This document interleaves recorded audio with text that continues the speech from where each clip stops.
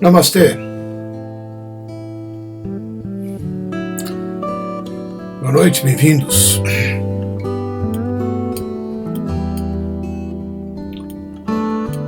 Bem-vindos ao Satsang. Antes de mais nada, o encontro, né?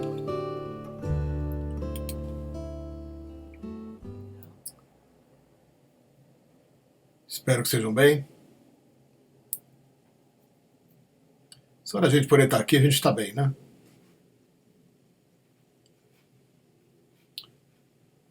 A gente percebe e sente esses momentos de encontro como um oásis, né?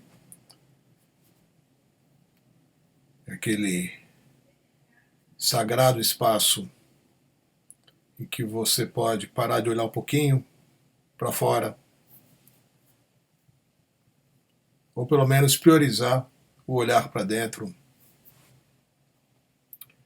O estímulo para a gente olhar para fora é muito grande, né? Quando a gente está vivendo um momento de crise, seja lá qual for, né? Uma ameaça de uma doença, como a gente está vivendo agora, ou qualquer outra. Somos estimulados, né? Quase que pressionados a olhar para o entorno, né?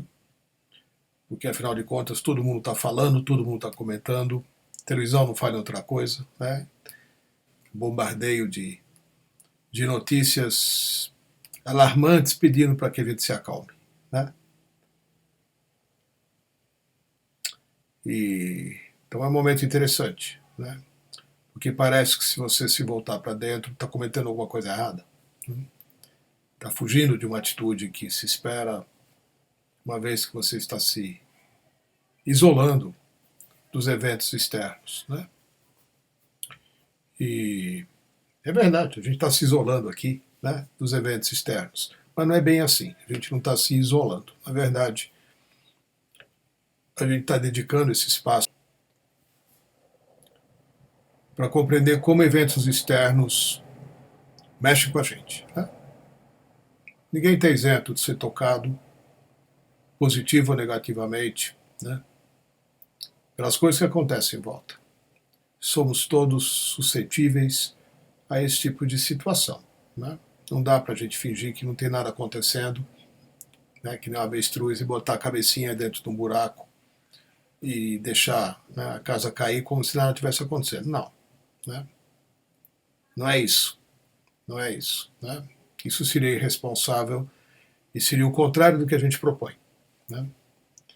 O que a gente propõe é o envolvimento por completo em tudo o que acontece interna e externamente, sem fazer essa distinção. Mas, como eu estava começando a dizer, nós somos tão estimulados a olhar para as coisas de fora que a gente não dá um espacinho, pelo menos, como a gente está fazendo aqui, podemos fazê-lo mais vezes, para ver como essas coisas refletem no nosso estado interno e como o nosso estado interno vai então determinar as nossas atitudes, os nossos sentimentos, o nosso estado geral. Eu estava observando isso bem nitidamente comigo mesmo, né? Como é que cada notícia que eu recebo via mídia, né, me toca, né? Ao invés de olhar para a notícia, estava procurando observar como é que eu fico, né? O que vem. E é importante fazer esse exercício, né? Especialmente no momento onde coletivamente temos uma espécie de pânico coletivo, né? Então, a gente tem escolhas, né? Eu posso entrar ou não entrar no pânico. Posso até dizer, não, eu não vou entrar nessa. Quando você vê, você já está dentro, né? Então foi isso que eu constatei, né? Posso dizer, não, né? Tem uma coisa acontecendo, ela é importante, ela é grave. Como é que eu sou afetado por ela? Onde é que me pega, né? Achando que talvez por observar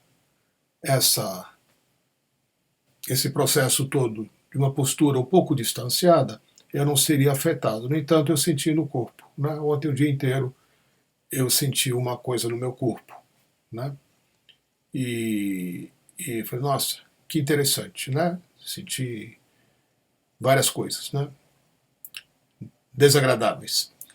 Então, falei, olha, né, eu não consigo me distanciar de um fenômeno que está acontecendo coletivamente da forma como eu gostaria. Né? Posso até estar atento, mas ainda assim, algo me chama o tempo todo para entrar num espaço, né? Um espaço que eu escolhi não entrar. Ainda assim, algo me puxa para ele. Né? Foi muito legal observar isso, né? Porque muitas vezes a gente supõe uma espécie de indiferença, né? Uma superioridade, uma espécie de distanciamento, né? Dos eventos, como se isso fosse nos proteger de um estado que na verdade já está dentro. Né? E esse para mim foi o ensinamento-chave. Por mais que eu decida não me envolver, envolvido eu já estou. Quanto mais eu decido me envolver, mais isso significa que envolvido eu estou. Né? Em coisas que eu preferia não estar sentindo, coisas que eu preferia estar percebendo de uma outra forma. Então é importante observar isso, né? Quando a gente se posiciona de uma forma distanciada das coisas, até mesmo com uma suposta indiferença. Né? Não dá, não adianta. Né? Nem se distanciar, nem ficar indiferente. Por quê? Porque todos nós somos afetados pelo que acontece a todos mais, a todos os demais. Né? A gente não consegue, por mais que a gente tente e queira, muitas vezes, né, ficar isolado, né, se manter isolados de algo que está acontecendo coletivamente. Então esse é um ponto central para mim, muito importante. Né? Porque sim, existem coisas que a gente pode e deve, né, encontrar um posicionamento novo e diferente diante de uma situação coletiva. E a gente está estudando isso, né? A gente está estudando isso. Então, eu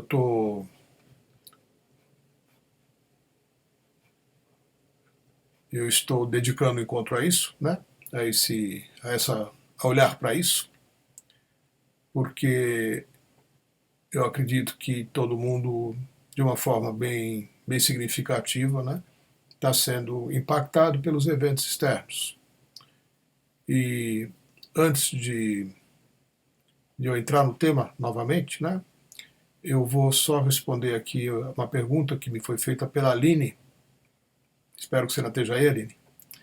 E antes da gente começar, eu falei que eu responderia assim que a gente começasse. Tá bom? Então a Aline está me perguntando como aprender Diksha. Eu quero começar respondendo a isso e depois a gente comenta as demais questões que vocês eventualmente eu gostaria que postasse aqui, tá bom? Então, Aline, a Diksha a gente não aprende Diksha, né? A gente tem um primeiro contato, porque Diksha é uma energia, né? É uma possibilidade da gente se conectar, é uma possibilidade, não, é uma conexão que se dá naturalmente, né? Porque não muito diferente do que eu estava falando até aqui agora, né? Boa parte do nosso estado, ou melhor dizendo, o nosso estado mais comum de existir, ele é o estado de sofrimento, né? E no estado de sofrimento, que é muitas vezes o único estado que nós conhecemos, desde que a gente nasceu, e até mesmo antes, né? Ele já se instalou muitas vezes no tempo até da nossa gestação, a gente já passa um período de gestação dentro do útero em sofrimento, já nasce em sofrimento e nós muitas vezes nem mesmo temos uma outra referência do que é viver. Vivemos em estado de sofrimento. Algumas vezes a gente tem um vislumbre, né, momentâneo ou temporário, de um outro jeito de viver a vida, né, mas logo ele vai embora, porque a gente nem mesmo sabe como estar, como viver isentos e livres do sofrimento. Então, uma vez que isso foi percebido pelos avatares Shriyama e Bhagavan, né, cada um deles um tempo diferente, também na infância deles, a Diksha nasceu dessa intenção, deste casal de avatares, de proporcionar a todos os seres humanos uma possibilidade real de liberação de todo o sofrimento. Então é assim que os avatares disponibilizaram o acesso a um estado de presença, uma conexão com o divino, uma conexão com o que eles chamam de estado de unidade, por meio da Diksha. Então, a gente não aprende Diksha, a gente começa a receber a Diksha e experienciar esses estados que a Diksha nos oferece. Né? E a gente vai sentindo, uma coisa vai acontecendo. A Diksha promove mudanças neurobiológicas que vão fazer com que a gente perceba as coisas de uma forma diferente do que a gente as percebia até então. Né? Toda forma que você tem de perceber as coisas, perceber o mundo, perceber as situações, perceber a si mesmo, né? Perceber as pessoas, vem de um estado de sofrimento. Então, eventos, pessoas, etc., parece que estão sempre causando a você algum tipo de sofrimento. Para não fugir do que eu estava começando já a falar a respeito da situação de hoje. Né? O que a Diksha faz?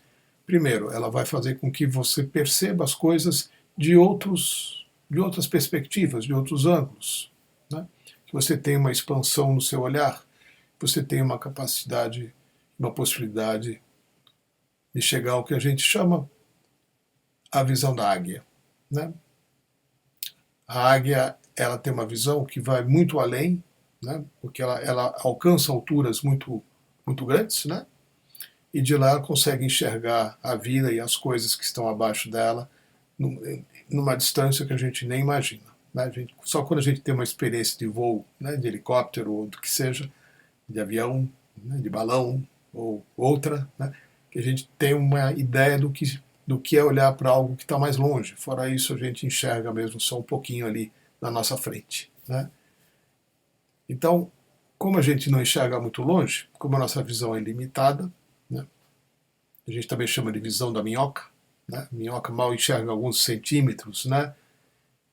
Diante dela, né? Vai caminhando ali, vai tateando, vai enxergando aquele pouquinho, né? Num espaço de 2 metros, esse é o universo da minhoca. Né? Como é que ela vai conceber que exista algo além daquilo? Nem concebe, né?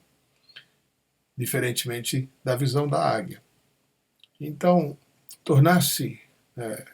trabalhar com a Diksha, né, vai levar você naturalmente a desenvolver uma visão de águia, né, por meio de uma nova percepção, por meio de uma alteração do seu estado de consciência.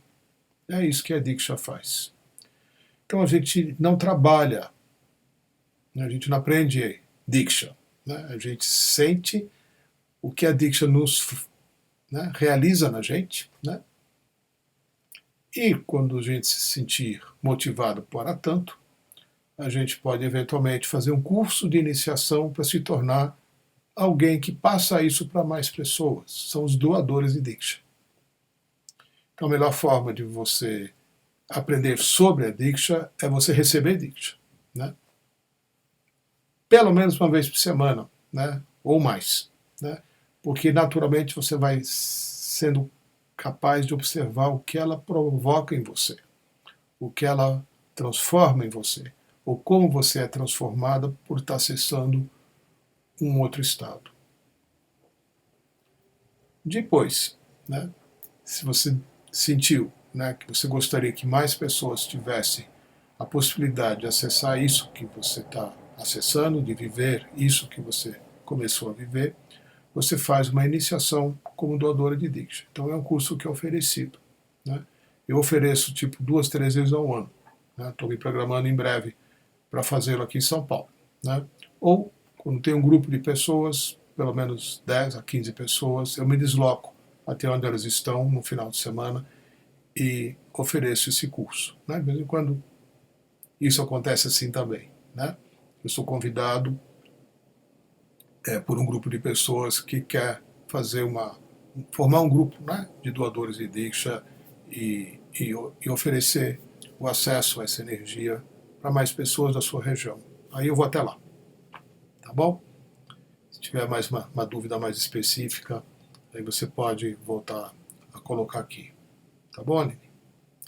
Quero voltar aí aos temas, mas eu vou dar mais uma olhadinha aqui ao que a Lúcia já postou aqui também.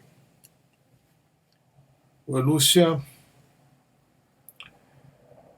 Querido Setu, queria saber se Bhagavan já havia falado sobre o que está acontecendo hoje. Me sinto muito identificada com tudo, pelo lado bom e pelo ruim. Sinto que a dualidade nunca esteve tão presente e visível. Pode comentar a respeito? Oi, Lúcia, só como uma referência, hoje saiu um texto do Bhagavan num grupo, acho que do Telegram, do Facebook, que eu, falando, né, ou alguém postou alguma coisa, o Bhagavan comenta, mas eu não tive o tempo para ler. Né? Eu queria ter lido antes do encontro, mas não deu tempo. Né? Mas sim, Bhagavan fala muitas coisas. Né? E, mas não de uma forma tão, vamos dizer assim, tão pontual, tão direcionada. Né? Até onde eu ouvi coisas, né, dele. Possivelmente o Bhagavan falou muito mais coisas do que eu cheguei a conhecer. Né? Mas das coisas que eu já ouvi Bhagavan comentando, que de certa forma justifica, né, a nossa jornada espiritual, né?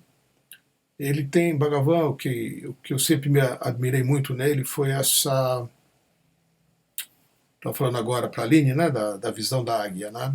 Uma vez, num encontro lá com ele, num darshan, né, lá na Índia, acho que foi em 2013, por aí, 14, um menino de tipo 10 anos perguntou se Bhagavan, perguntou a ele, né, junto com mais 1000 pessoas que estavam ali, e perguntou para ele se Bhagavan sabia o que ia acontecer dentro de 1000 anos. Né?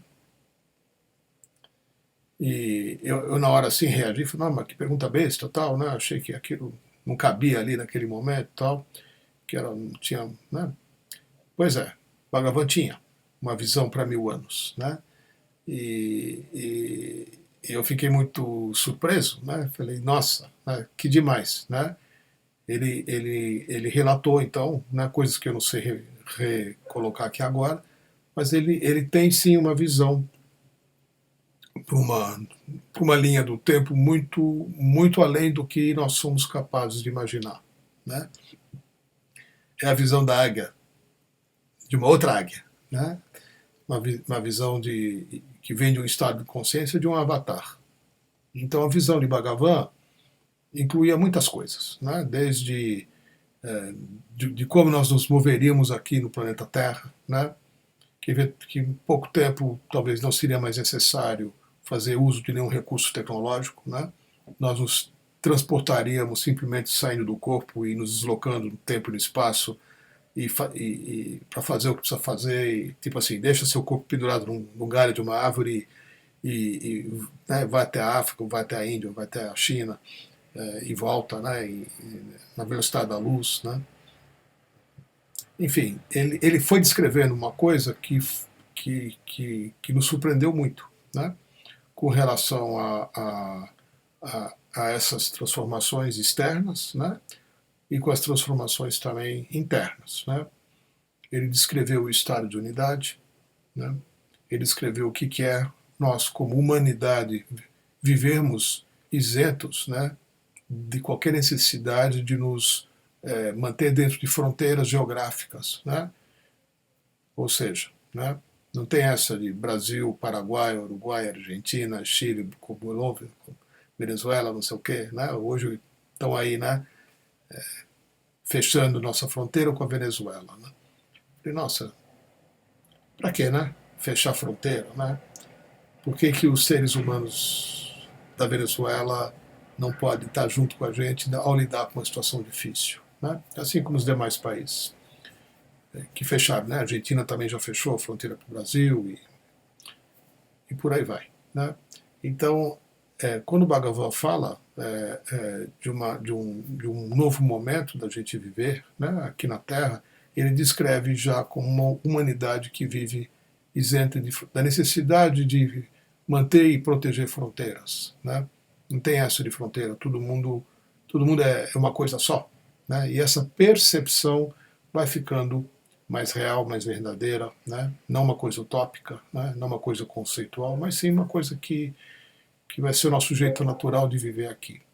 Quando isso vai acontecer, eu não sei, mas eu entendi que nem ia demorar mais muito, né? Não sei se as nossas gerações vão testemunhar esse tipo de coisa, né? Se serão nossos filhos, se serão nossos netos ou bisnetos, mas é uma coisa que não vai demorar muito, né? E eu ouvi Bhagavan falando isso já faz uns 7 anos atrás, né? E em outros momentos, o que Bhagavan sempre reforçou, né, para que a gente também prestasse atenção e soubesse lidar, né, justamente quando as coisas ficam muito caóticas, né.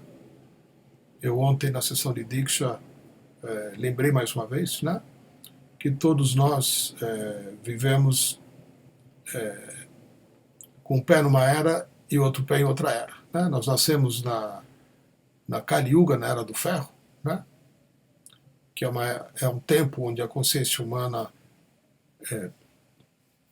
não consegue compreender que consciência e matéria são a mesma coisa. Né? Consciência é consciência, matéria é matéria, e não percebemos muito mais do que isso. Né?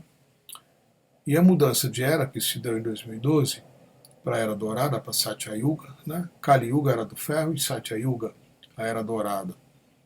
Essa mudança de era está acontecendo. A gente está exatamente no trânsito de uma era, né, que teve inúmeros ciclos, longos ciclos, né, de 650 mil anos, um outro ciclo de 23.400 anos, né, mais um outro ciclo de 5 mil anos. Todos esses ciclos culminaram em 2012. Então, de 2012 para cá, algo novo está se construindo, está se manifestando, mas não vai acontecer em 5, 10, 15 anos, vai demorar um pouquinho. Né? Mas, voltando aqui, a gente está vivendo essa fase de transição entre, né, onde a gente testemunha atitudes absolutamente loucas, né, insanas, de um grupo significativo de pessoas, mas também já testemunha um movimento grande de pessoas que estão buscando viver a vida de uma forma mais inteligente, mais lúcida, né, e dentro do qual, com certeza, todos nós aqui nos encaixamos. Né? Então, é complicado, né? Porque a realidade externa, incluindo as calamidades, né? Outro dia mesmo falamos aqui sobre enchentes, sobre tsunami, sobre erupção de vulcão, sobre, né, todo tipo de reação da natureza, coisas que acontecem e que causam um impacto enorme, né, em vidas de centenas e milhares de pessoas em tudo quanto é canto, né? Mudanças climáticas que afetam não só as pessoas, como os animais, né? Animais do mar, animais das florestas, animais do ar, né? E nós seres humanos também. É muita mudança, é muita coisa acontecendo, né? Externamente, que nos afeta internamente. A gente não está separado desses eventos e somos sim afetados por eles, né? Então, o que o Bhagavan, né, procura nos apontar, né, é que se estamos aqui fazendo o que a gente está fazendo, né, se a gente está recebendo Diksha, se a gente está trabalhando para ter uma transformação pessoal, para ter um crescimento como ser humano, né, uma expansão da consciência, uma expansão do coração, inevitavelmente nós vamos nos deparar com situações complexas. Né? E é para isso que a gente está sendo preparado. Né? Porque de que adianta, né? A gente apenas se misturar com as situações de pânico coletivo e ser mais um que está em pânico, né, e correr para o supermercado e comprar 50 arroz de papel higiênico, né, para estocar papel higiênico, né, como foi feito esse último final de semana, a ponto de esgotar o estoque nos supermercados, né. Então, que é isso, né? Como é que a gente vai se comportar numa situação onde parece que alguma coisa grave pode ser que venha a acontecer, né? Está acontecendo? Sim, está acontecendo, né? Vamos ser vítimas de um processo de extermínio, né, por um vírus? Provavelmente não, né? Pouco provável, né? Vai morrer muita gente? Vai, como morre de muitas coisas, né? De muitas outras coisas, até de gripe comum, né? De dengue, de gripe, de câncer, de acidente de carro, de atropelamento, de doenças de todos os tipos, né? Morrem pessoas diariamente num número muito superior aos que estão morrendo contaminados por um vírus, né? Mas não significa que a gente não tenha que estar cuidando, tem que estar cuidando, né? Cuidando muito bem e atentos, né? Agora, não entrar no pânico, né? Não entrar no pânico, porque o pânico ele nos desarma. Quando a gente entra no estado de medo coletivo, né? E, e você vai ver que o seu sistema imunológico ele fica fragilizado, né? É aí que mora o perigo, né? Então, a minha primeira intenção hoje aqui foi de apontar para isso, né? De a gente cuidar, de identificar realmente qual é o estado que a gente está, qual é o estado que está predominantemente vibrando no nosso sistema, né? Cada vez que a gente fica sabendo de uma história, cada vez que alguém comenta, cada vez que a gente lê um jornal, cada vez que a gente vê uma notícia na televisão, como é que isso está batendo, como é que isso está pegando, como é que são os comentários dos nossos amigos, como é que são os comentários das pessoas que estão passando por algum tipo de dificuldade, né? E qual é o nosso papel no meio das pessoas, né? Já que a gente tem essa possibilidade, né? Esse dom, essa missão possível, né? de, de trazer paz, né? De ser um agente da paz, como fomos treinados aí em setembro, né, do ano passado e retrasado, né? Tornar-se um agente da paz, né? O que significa isso? Significa que você não vai aumentar mais ainda o estado de sofrimento das pessoas que estão no seu entorno, né? É isso que significa ser um agente da paz. Mesmo que você esteja sentindo, né, o medo, porque ele está no coletivo e você faz parte do coletivo, não tem como, né? Mas você tem essa janela aberta, né, de que tudo passa, né?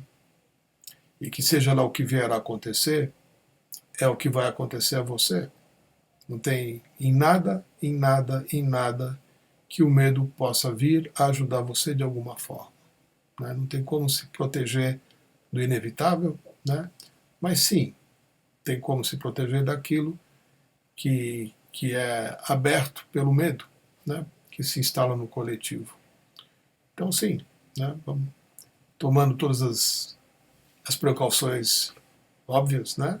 De não se expor, né, de sair o mínimo possível de casa, de, né, tomar todas, lavar a mão, de, né, não tocar nas pessoas, não abraçar, não beijar, né, cuidar dos idosos, cuidar das crianças, cuidar de si mesmo, cuidar, né, de amigos, de família, cuidar de si, né, tudo isso sim, claro, né, mas tem algo mais, né, tem algo mais.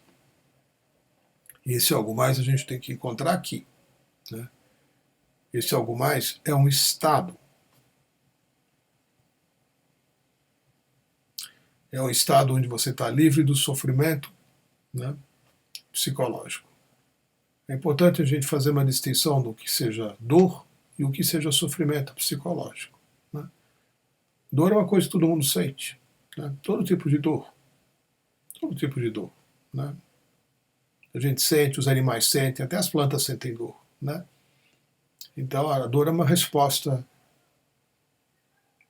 do nosso ser, né? Da nossa vida, do nosso corpo, a algo que está em desarmonia. A gente sente dor, né? A gente sente dor emocional, a gente sente dor física.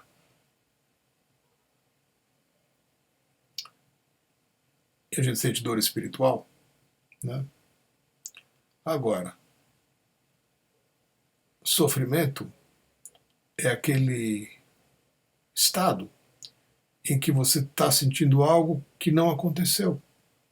Ele vem da memória, ele vem da projeção para o futuro. Você entra em sofrimento não por algo que esteja acontecendo com você, mas porque ele te lembra de algo que aconteceu. Talvez nem mesmo com você, né? Ou por algo que você imagina que possa vir a acontecer amanhã ou depois. Então você quer se prevenir, que é como coletivamente as pessoas que se acham espertas, inteligentes agem, né? Não, eu vou me preocupar e me preparar para os momentos difíceis que virão, né? Isso já é sofrimento, né? Quando você entra numa fila para comprar coisas para encher sua despensa, sua geladeira, né, ou o que seja, né, para se preparar para algo que vai possivelmente talvez aconteça, né, nos próximos semanas, nos próximos meses, isso já é sofrimento, né? Não que você não tenha que tomar algumas precauções, porque você não está separado de algo que está acontecendo em volta, né? Mas o estado no qual você lida com a situação é a chave, né?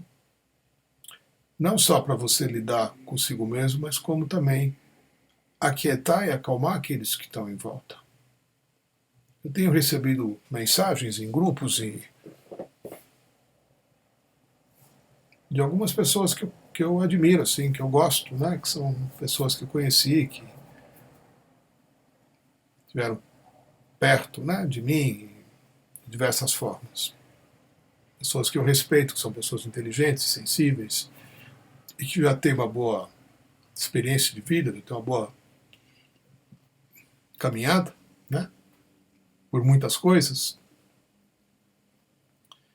E aí eu recebi algumas mensagens, né, tipo assim, o vírus foi criado em laboratório, né, para provocar um caos na humanidade e com isso facilitar com que as empresas fabricantes, né, os laboratórios fabricantes de vacinas tenham lucros astronômicos, né? Então é para isso que os vírus foram criados, é uma guerra bacteriológica entre a China, os Estados Unidos e que estão nessa disputa pelo poder do planeta e tal, né? Esse é um tipo de mensagem que eu recebi. Como se a pessoa que estivesse me dizendo esse tipo de coisa, que ela também ouviu falar de uma terceira pessoa, estivesse mais lúcida que o resto dos pobres mortais, né? Uma vez que está identificado esse grande complô universal para extermínio de um número gigantesco de pessoas, e com isso instaurar o medo coletivo e com isso vender remédio e ganhar muito dinheiro, né? Como se isso fizesse algum sentido. Para muita gente faz, né?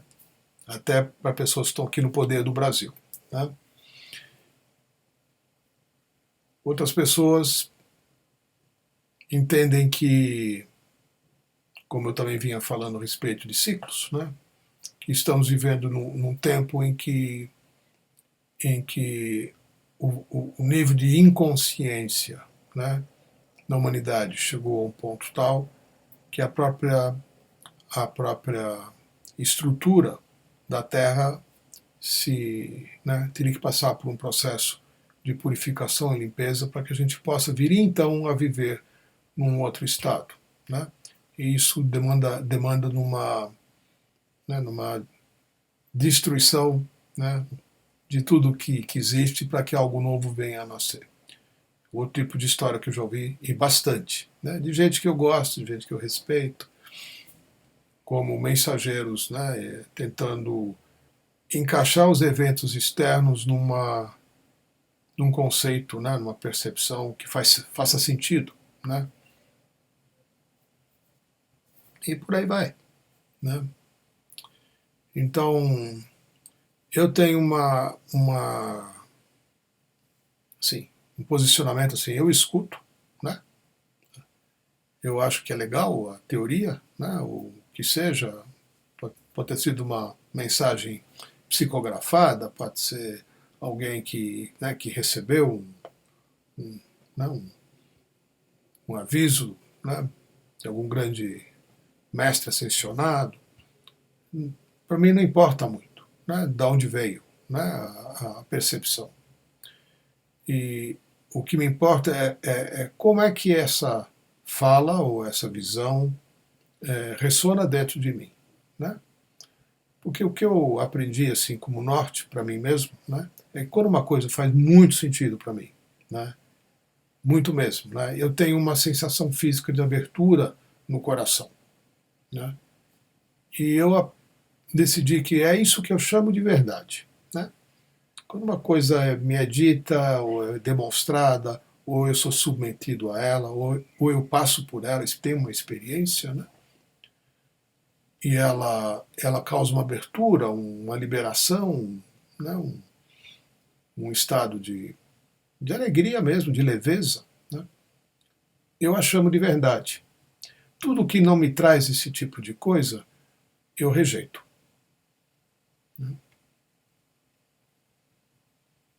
É informação esotérica, é informação que veio de fontes, né, é uma fake news espiritual. Né? É como se alguma coisa viesse de uma suprema inteligência que ninguém localiza muito bem, né? Mas que alguma meia dúzia de pessoas tem acesso, então disponibilizam essa informação como uma forma de dar alguma orientação para o resto dos pobres mortais, né? Para o resto da humanidade, esses mensageiros.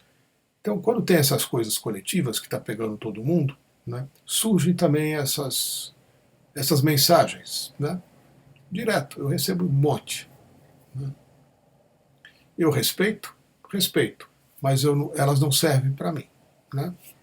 Elas não me guiam para uma atitude diferente. Né? Eu presto atenção, então, que legal. Né? Ontem alguém comentou comigo. Né? Não, já estava escrito. Né? Eu recebi dos mensageiros, né? Essa explicação de que vai haver, né, já estamos entrando numa fase, num momento em que tudo vai ser, né, vão haver grandes perdas humanas, né, no volume muito grande, porque isso faz parte de uma fase natural de mudança aqui na Terra. Bom, eu ouvi isso, né, dentro da sessão de Diksha de alguém, e falei, puxa, mas quando eu me tornei doador de Diksha, né, lembrando que eu já comentei hoje aqui com a Aline, não foi esse tipo de mensagem que eu recebi de Bhagavan, né, que também tem a ver com a pergunta da Lúcia. Né.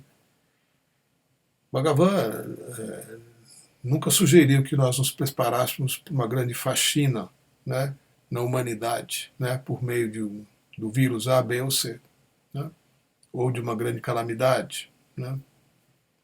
Lá nos anos 70, 80, o Osho costumava às vezes comentar, muitas vezes, aliás, que estávamos na iminência de uma terceira guerra nuclear, né, provocada pela Guerra Fria, provocada por uma disputa de poder atômico, né, de destruição por meio de bombas atômicas, especialmente entre ogivas nucleares da União Soviética, então que não existe mais, né, e dos Estados Unidos e os demais países aliados aí de um lado e de outro.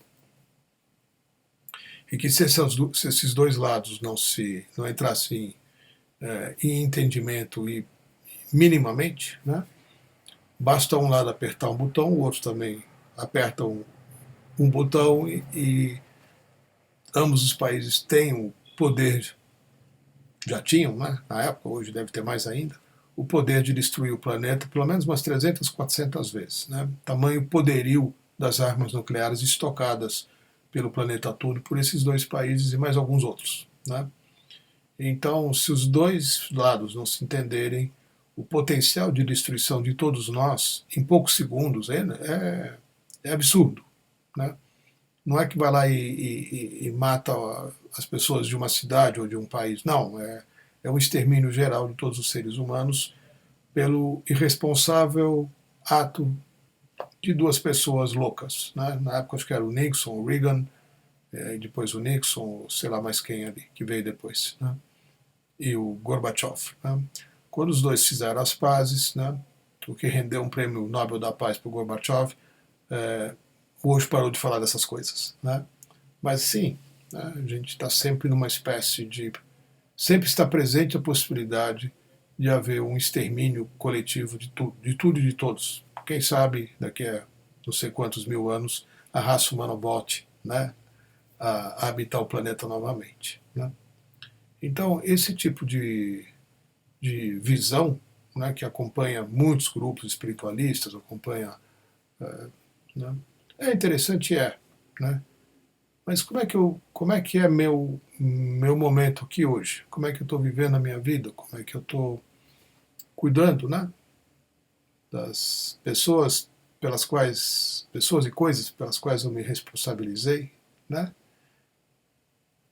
Começando pelo meu próprio corpo, começando pelo meu estado, né, físico, pelo meu estado emocional, pelo meu coração. Como é que eu estou, né, cuidando dessas coisas, né? Eu acho que é importante não se esquecer de si, né? Qualquer mudança externa que a gente possa almejar, ela sempre é decorrente de algo que acontece internamente. Então, a Diksha tem esse poder, né, de nos liberar do que eu comentei até agora aqui, né, dos inúmeros estados que fazem parte de um único estado, que é o estado de sofrimento, né? Hoje a gente compreende cada vez mais profundamente, né, o que significa viver num belo estado, num bom estado, né, num beautiful state. O que é viver num estado assim? E que reflexos isso tem na nossa abundância financeira, na nossa abundância material, na qualidade de vida que a gente tem, na qualidade dos relacionamentos que a gente tem, das relações com as pessoas, das relações com as pessoas que a gente ama, nas relações com as pessoas que a gente trabalha, nas nossas relações com a natureza, na nossa relação, né, com a vida como um todo, né? Porque se eu não cuidar, né, de identificar e dissolver os estados de conflito nos quais eu me encontro, dificilmente eu vou sobreviver por muito tempo, né? Então essa para mim é a mensagem mais significativa dos últimos tempos, né? Se a situação externa está apertando, né, para todo lado tem gente procurando correr para algum lugar, né?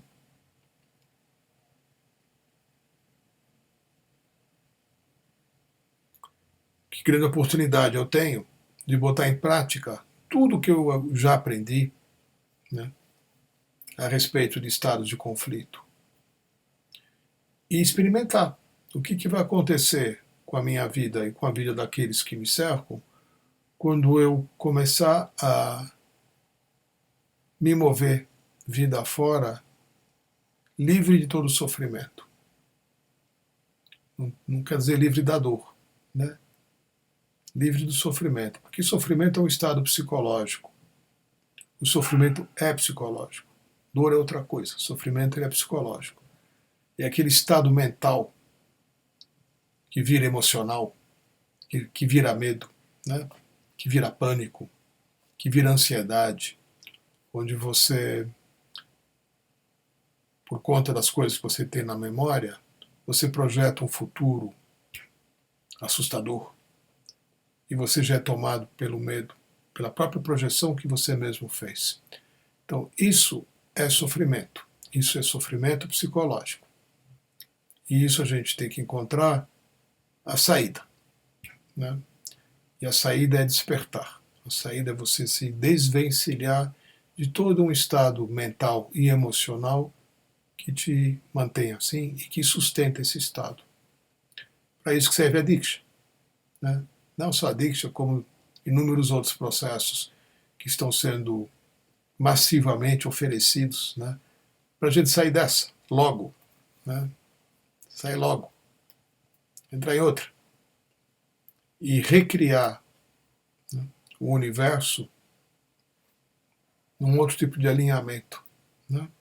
Ao invés de sucumbir aos eventos externos, como boa parte das pessoas já está sucumbindo, né? Pelo medo, né? Pela inconsciência, pela ignorância, pela falta de conexão. Pela falta de conexão.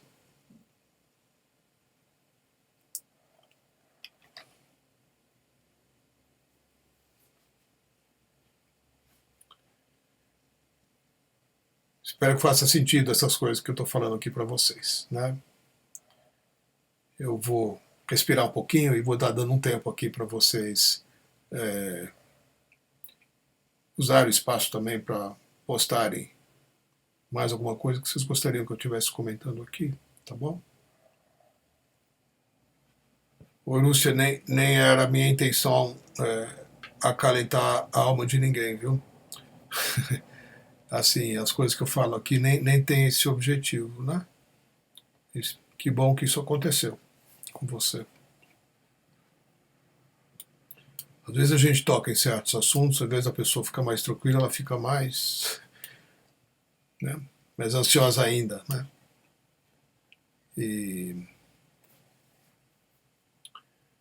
Mas essa foi a primeira. Quando alguém escreveu no meu Facebook, né, bem embaixo da postagem que eu fiz do nosso último encontro aqui, e alguém escreveu umas coisas lá, eu falei, pô, é uma pessoa que eu conheço, né? É um trainer, inclusive. Falei, engraçado, né? Por que a pessoa usa o espaço para fazer um comentário a respeito do que a gente está fazendo aqui, trazendo mais medo, né? Mais noia? Porque eu pensei isso com relação a ele, justamente por ele ser uma pessoa que fez, né, pelo menos um bom tempo, iniciações em Diksha, etc. É um trainer da Oneness, né? O era, pelo menos, uns anos atrás. E a gente tem a obrigação né, não é exatamente uma obrigação obrigatória, né, obrigação no bom sentido, né, um saudável dever de, de no momento que está tudo, né, caótico, que as pessoas estão com muito medo, de trazer luz, né, a gente tem que sair, seguir adiante juntos, né? Ninguém vai para lugar nenhum sozinho. Muita gente acha que sim, né? Que vai se salvar, né? Que vai passar um. Hoje mesmo eu vi uma besteirinha aí no Facebook, né? A Elaine mandou aí para mim, né? Um grupinho, parece um carinha lá, um cara meio esquisito, de repente surge um ETzinho na frente dele e daqui a pouco passa uma nave e leva os dois, né? Abduzidamente para algum lugar, por meio de um túnel de luz, né? E meio mal feitinho, mas estava se vendendo, né, o videozinho como sendo algo verdadeiro, né? Sim, a gente tem vontade, né, de ser abduzido em certos momentos, né, de sair daqui para um lugar mais legal, né? Mas o lugar mais legal ele fica aqui mesmo, né? A gente vive num lugar incrível, a gente vive num planeta fantástico.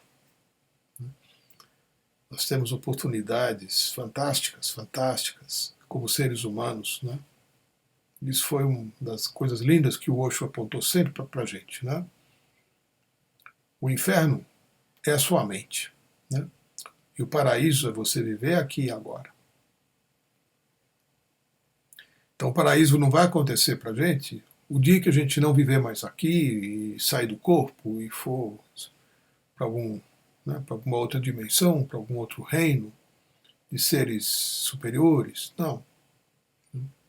paraíso é aqui mesmo, né? No momento em que você sai de um processo de sofrimento, no momento que você encontra o caminho para se liberar do sofrimento, e é isso que a gente está oferecendo aqui também, né? A gente vai viver num paraíso que já está aqui. Não é que o paraíso vai acontecer amanhã, apesar, né, de todas as notícias que a gente vê nos jornais, na televisão e nas postagens em todos os lugares, né, nas redes sociais. O paraíso ele é aqui, né? A gente aqui não está vivendo nele. Por quê? Porque a gente não está vivendo num estado através do qual a gente esteja acessando o paraíso, né? Mas sim, a gente tem todos os meios de viver no paraíso aqui e agora, né?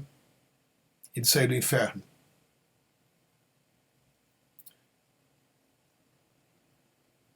Então, sempre que a gente se deparar com as situações que configuram uma espécie de inferno ao nosso entorno, né? Cada um associando os eventos a algum filme de terror que assistiu em algum momento da sua vida, né?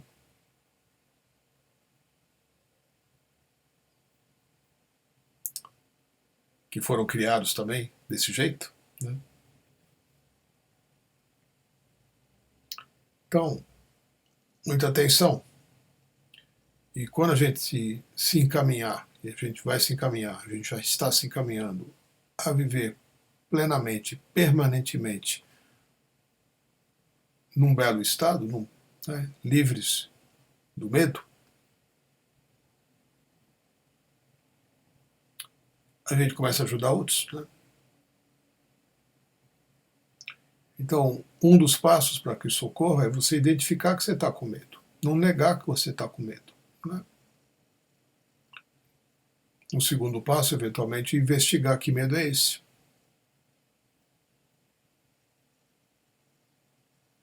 De onde vem? Do que ele é feito? Eu ando fazendo essas coisas, né? Eu estou fazendo um bom proveito desse momento, né? Porque, sem entrar nos detalhes, né? Todos nós, e talvez alguns de vocês que, assim como eu, são filhos de imigrantes, né?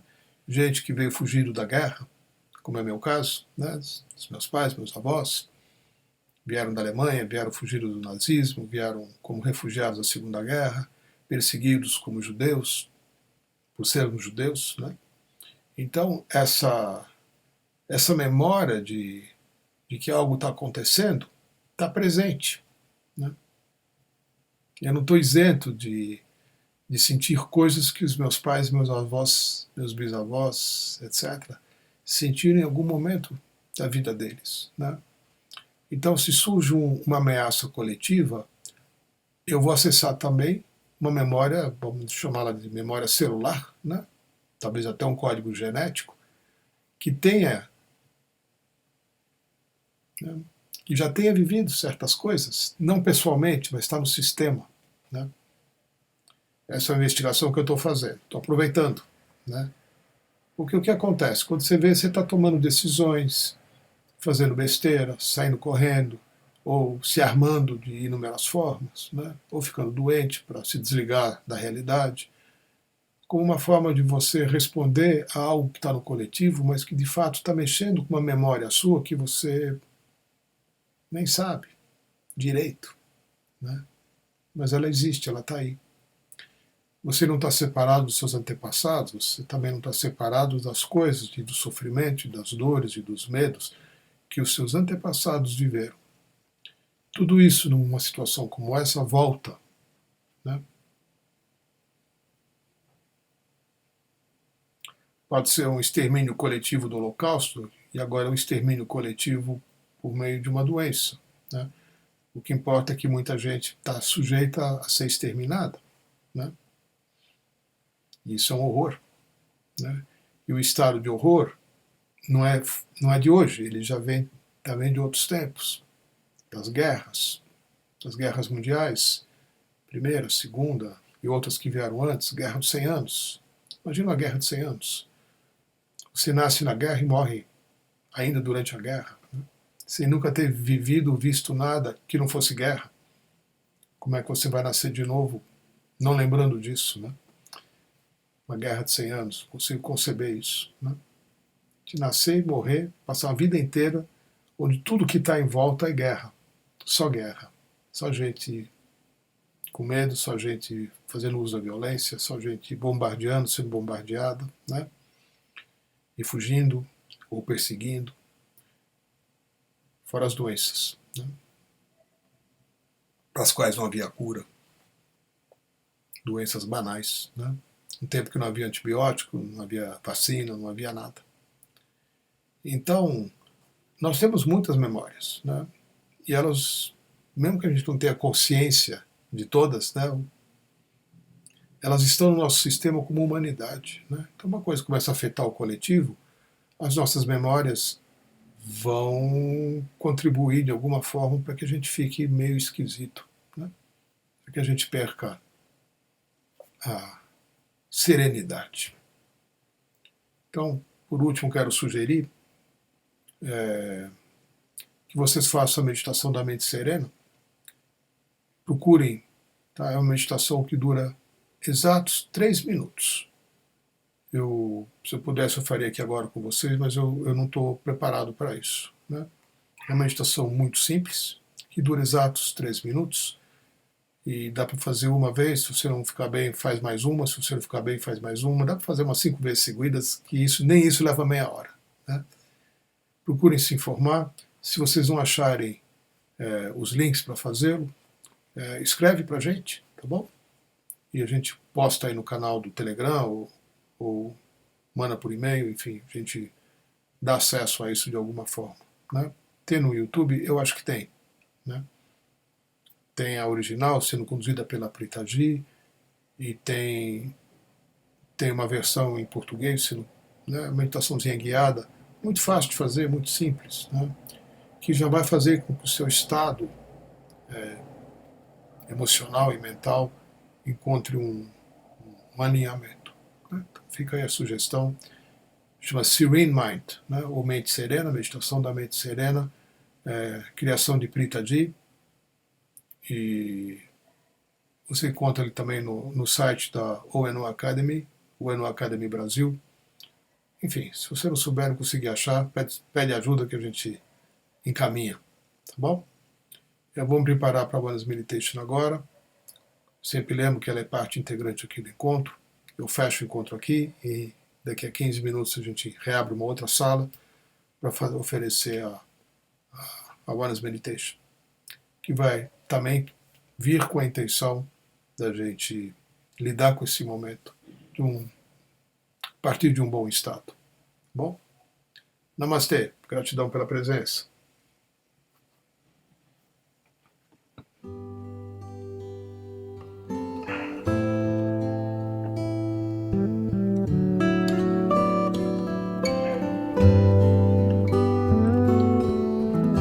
Clique no outro link, tá bom? Dentro de 10 minutos aproximadamente.